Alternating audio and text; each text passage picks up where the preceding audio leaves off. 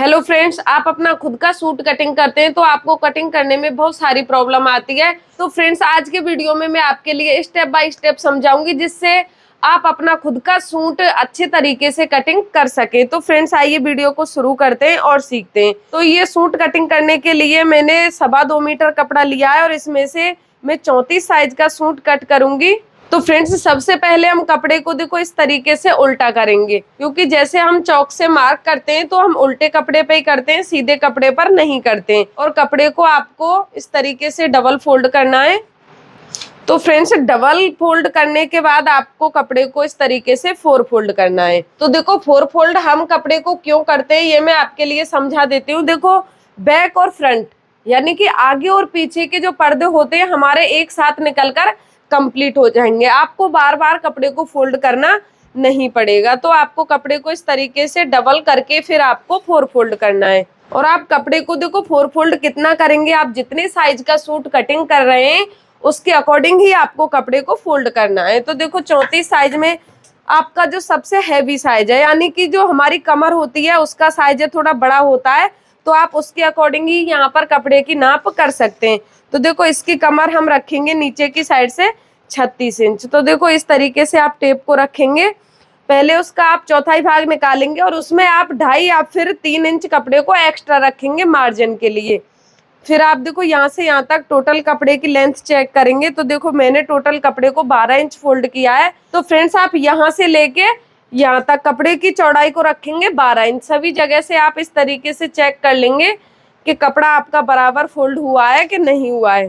तो देखो ये मैंने कपड़े को एकदम बराबर फोल्ड कर लिया है। और ये हमारा कपड़ा है, इसमें से आप देखो आस्तीन निकाल सकते हैं और गले की पट्टी, जो भी चीज आपको चाहिए इस कपड़े में से आप निकालेंगे। तो फ्रेंड्स, ये हमारे बैक और फ्रंट दोनों पार्ट निकलकर कंप्लीट हो जाएंगे। तो सबसे पहले हम कुर्ते की लेंथ चेक करेंगे। तो इस तरीके से आप टेप को रखेंगे और जितनी लेंथ आप अपने कुर्ते की कंप्लीट रखना चाहते हैं उसके अकॉर्डिंग आप निशान लगाएंगे। तो सबसे पहले आप कपड़े को यहाँ से बराबर कर लेंगे। आपका कपड़ा तिरछा है तो आप इस तरीके से कपड़े को बराबर करेंगे। तो फ्रेंड्स, मैंने नीचे से कपड़े को बराबर कर दिया है। अब आपको यहाँ पे निशान लगाना है नीचे की साइड का मार्जिन। तो देखो जैसे आप अपना शॉर्ट कुर्ता बना रहे हैं तो उसके लिए तो आपको यहाँ पे तुरपाई वाला बनाना होगा। तो उसके लिए यहाँ पे आप मार्जिन रखेंगे कम से कम 2 या फिर 2.5 इंच। और आप अपना कुर्ता है वो सिलाई वाला बना रहे हैं तो उसके लिए आपको मार्जिन कम रखना है। आप 1 इंच भी मार्जिन रख सकते हैं। तो देखो इसमें मैं मार्जिन रखूंगी 1 इंच, क्योंकि ये हम सिलाई वाला बनाएंगे। और इस तरीके से इस लाइन को हम सीधा करेंगे।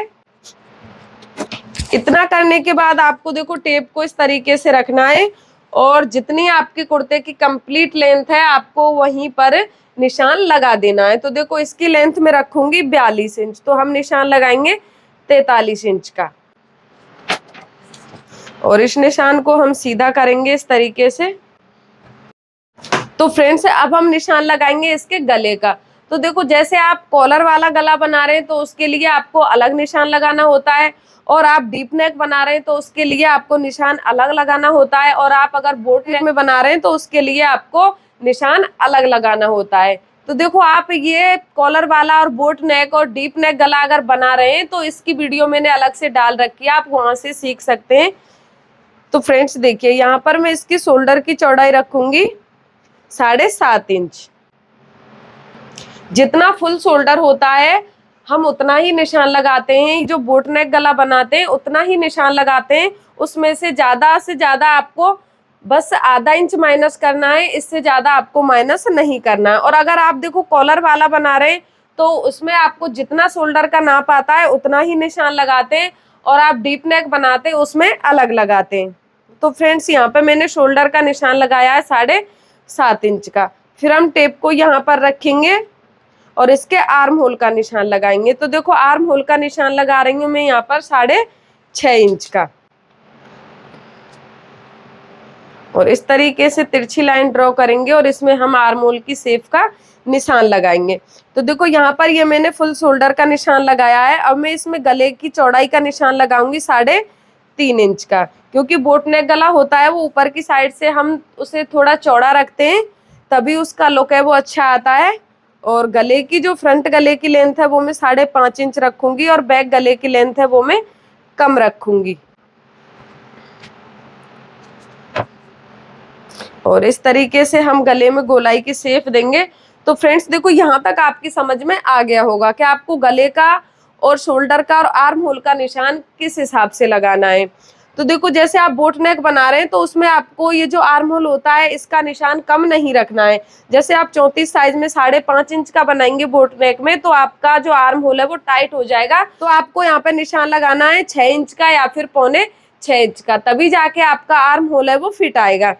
और फिर आपको यहाँ पे निशान लगाना है चेस्ट का। तो देखो जितना आपका चेस्ट आता है उसका आपको चौथाई भाग निकालना है और इस तरीके से आप यहाँ पर 2 इंच का नाप कर लें, फिर आप यहीं पर निशान लगाएं चेस्ट का। तो देखो ये हम 34 साइज का बनाएंगे तो 34 साइज का हम चौथाई भाग निकालेंगे तो 8.5 इंच आएगा और 8.5 इंच का हमें यहाँ पर निशान लगाना है। यहाँ पर नहीं लगाएंगे, थोड़ा नीचे लगाना है।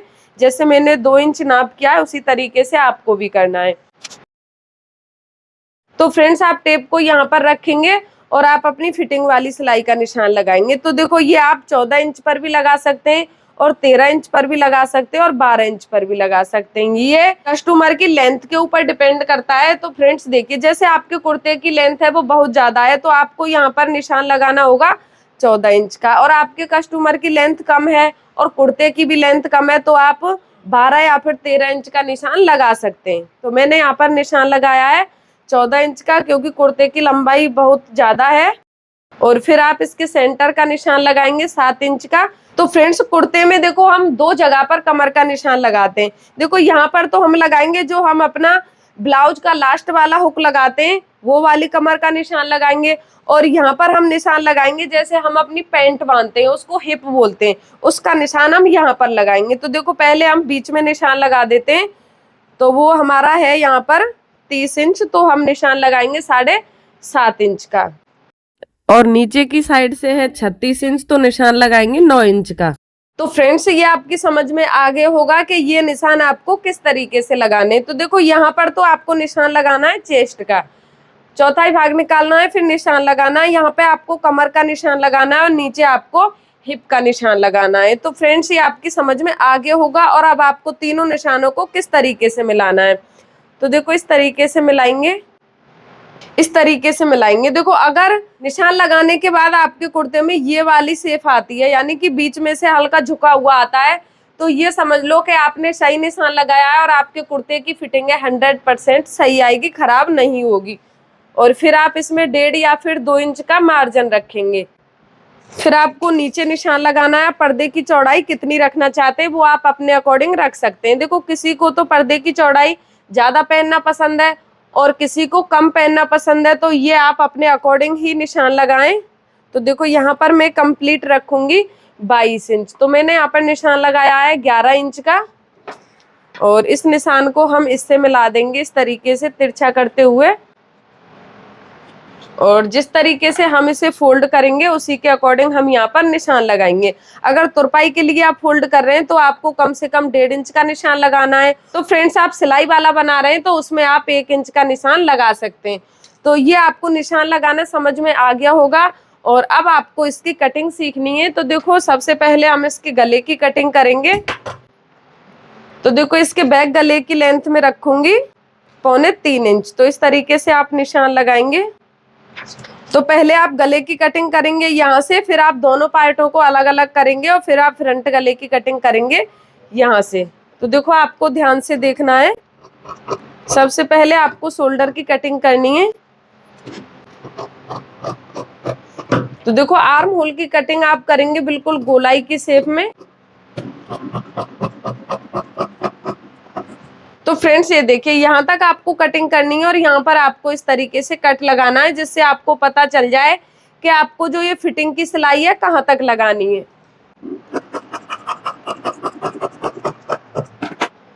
तो फ्रेंड्स इस तरीके से आपको दोनों पार्टों की एक साथ कटिंग कर देनी है। फिर आप देखो इसको इस तरीके से खोलेंगे, इस तरीके से, और ये हमारा पार्ट रहेगा, इसको हम बैक वाला रखेंगे, इसको इस तरीके से साइड में रखेंगे और दोबारा से हम अपने फ्रंट वाले पार्ट को उसी तरीके से रेडी करेंगे। देखो पहले हम कटिंग कर देंगे इसके गले की,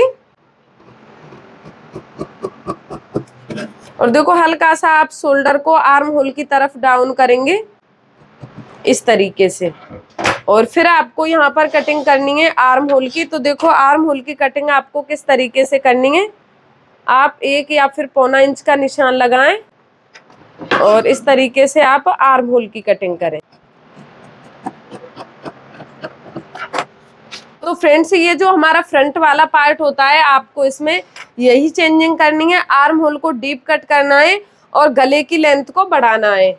और अब आप अपने बैक वाले पार्ट में समझेंगे, बैक वाले पार्ट में आपको गले की कटिंग किस तरीके से करनी है। देखो जितनी चौड़ाई गले की फ्रंट वाले पार्ट में रखी है उतनी ही हम बैक वाले में रखेंगे।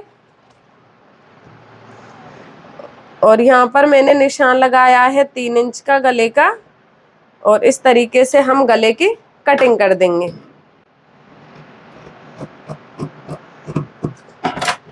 बैक वाले पार्ट में बस हमें और कुछ नहीं करना है, सिर्फ और सिर्फ गले की कटिंग करनी है और हमारा बैक वाला पार्ट रेडी है।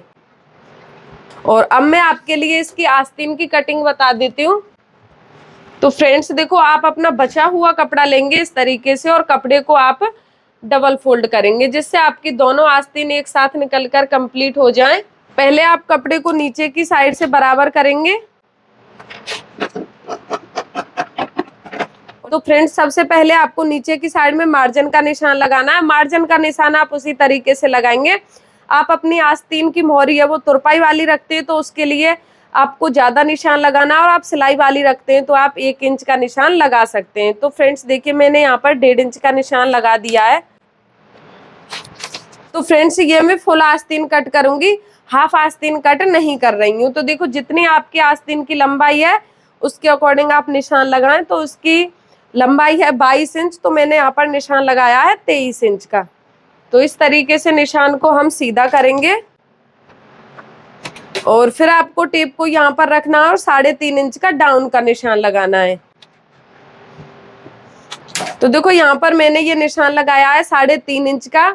तो फ्रेंड्स आप बड़ी आस्तीन कट कर रहे हैं तो आपको यहाँ पर डाउन का निशान 3.5 इंच का ही लगाना है, परफेक्ट आएगा, क्योंकि साइज इसका ज्यादा बड़ा नहीं है। कुर्ती हमारी 34 साइज की है। तो फ्रेंड्स फिर आपको यहाँ पर निशान लगाना है कि आप आस्तीन कितने साइज की कट कर रहे हैं। तो देखो हम 34 साइज की आस्तीन कट कर रहे हैं, तो पहले उसके चौथाई भाग का आपको निशान लगाना है और फिर आपको उसमें से 1 इंच माइनस करना है। तो देखो यहाँ पर कितना आएगा 7.5 इंच, और यहाँ से आपको आस्तीन की शेप देनी है इस तरीके से, और मार्जिन आपको इसमें एक्स्ट्रा रखना है।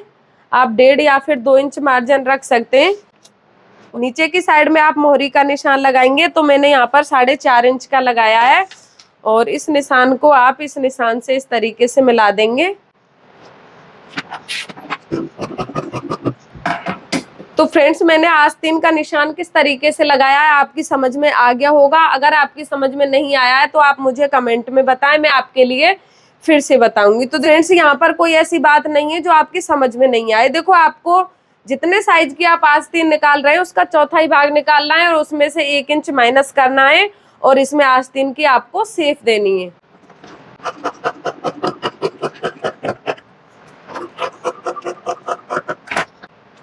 और फिर आप अपनी आस्तीन को इस तरीके से खोलेंगे और फ्रंट वाले आर्म होल को आप इस तरीके से डीप कट करेंगे जिससे आपकी आस्तीन की फिटिंग है वो परफेक्ट आए।